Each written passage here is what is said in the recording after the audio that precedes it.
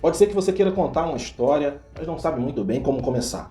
No vídeo de hoje nós vamos falar sobre os melhores inícios da literatura. Sejam bem-vindos ao Te Conto, o seu canal de ficção científica.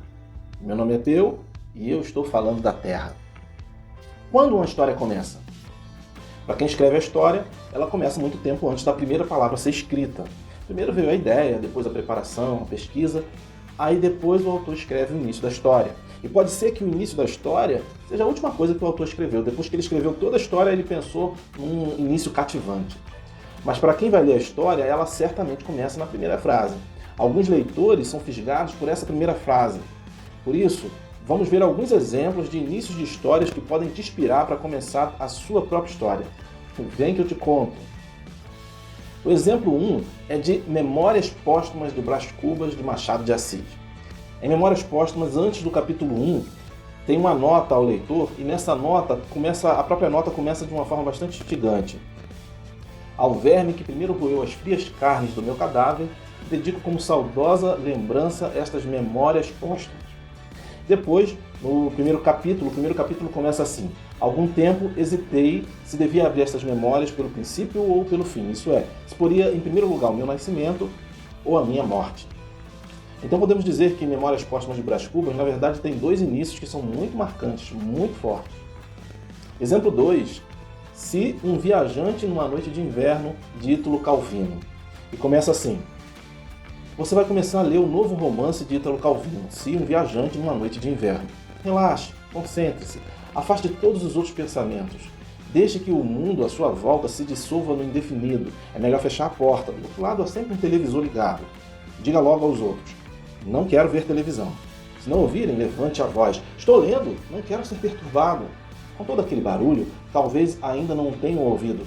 Fale mais alto, grite: estou começando a ler um novo romance de Ítalo Calvino. Se preferir, não diga nada. Tomara que o deixem em paz. Exemplo 3, Dois Rios, de Tatiana Salem Levi. Ela começa dizendo assim: foi a Mary Ann quem me salvou. Se é que isso existe, a salvação. Exemplo 4, O Estrangeiro, de Albert Camus, ou Albert Camus. Eu não sei, na verdade, como se pronuncia, mas Albert Camus é bonitinho. Não sei se é assim de fato. Mas ele escreveu assim no início de O Estrangeiro: hoje mamãe morreu. Ou talvez ontem, não sei bem. Recebi um telegrama do asilo. Sua mãe faleceu, enterro amanhã. Sentidos pêsames. Isso não esclarece nada. Talvez tenha sido ontem. Exemplo 5, Fahrenheit 451, de Ray Bradbury. Queimar era um prazer. Era um prazer especial ver as coisas serem devoradas, ver as coisas serem enegrecidas e alteradas. Empunhando o bocal de bronze, a grande víbora cuspindo seu querosene peçonhento sobre o mundo. O sangue latejava em sua cabeça e suas mãos eram as de um prodigioso maestro regendo todas as sinfonias de chamas e labaredas para derrubar os farrapos e as ruínas carbonizadas da história. Exemplo 6, A Metamorfose, de Franz Kafka. Quando certa manhã Gregor Samsa despertou, depois de uma noite mal dormida, achou-se em sua cama metamorfoseado em um monstruoso inseto. Exemplo número 7, Carta a meu pai, também de Franz Kafka. Querido pai, perguntaste-me certa vez por que motivo eu afirmava que te temia. Como de hábito, não soube o que te responder, em parte exatamente pelo temor que me infundes, e em parte porque os pormenores que contribuem ao fundamento desse temor são em demasia para que os possa manter reunidos, nem mesmo pela metade, durante a palestra.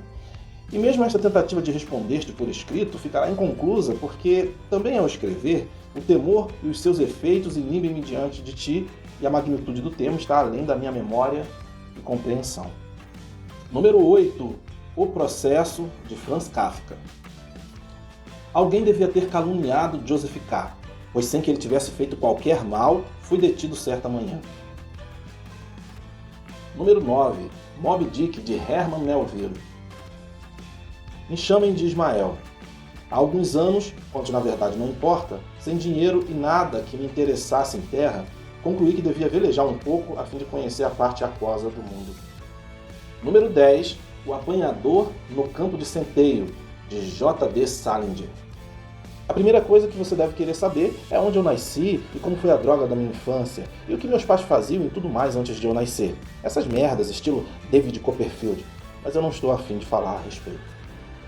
Número 11. Anna Karenina, de Tolstói.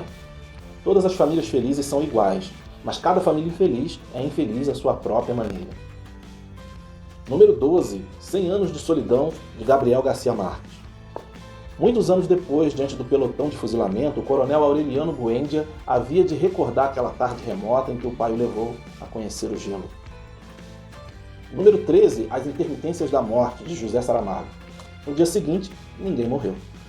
Então você já percebeu que não existe apenas uma maneira de começar uma história. Na verdade, existem milhares de maneiras diferentes, e não importa muito se você quer começar mais devagar ou se quer começar no meio da ação. O importante é você começar de forma instigante. O escritor Marcelino Freire costuma dizer que quando a história começa, os portões do inferno já devem estar abertos há muito tempo. Ou seja, o melhor, do seu ponto de vista, é que a história comece no meio da ação, com as coisas já começaram a acontecer, na maioria das vezes já começou a dar tudo errado para o protagonista da história, e a história começa dali para frente. Esses exemplos que eu listei aqui servem para mostrar exatamente isso, ou seja, é importante começar de forma arrebatadora. Não importa se você vai começar quando a ação já começou ou você vai começar a contar a história antes da ação acontecer. O importante é que ela seja arrebatadora. Eu acredito que você pode escrever uma boa história de ficção científica, basta você acreditar. Vem que eu te conto.